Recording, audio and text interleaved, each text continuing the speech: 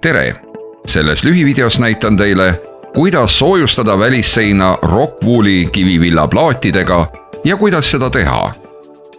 Kõigepealt kontrollige, et seinal poleks ebatasasusi ei vertikaalses ega horisontaalses suunas.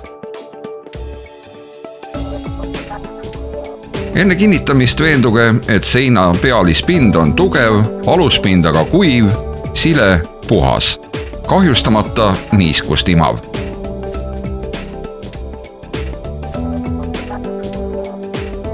Kindlasti tuleb pinnalt eemaldada vajadusel lahtine värvi- või krohvikiht. Vajadusel peske sein survepesuriga ja kruntige. Kui aluspind on väga poorne, võite selle katta sügavimmutuskrundiga.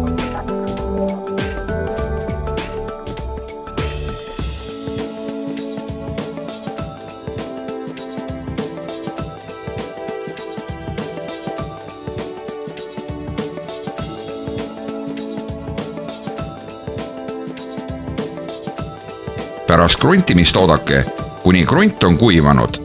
See võib võtta 6–8 tundi. Seejärel võite alustada plaatide paigaldamist.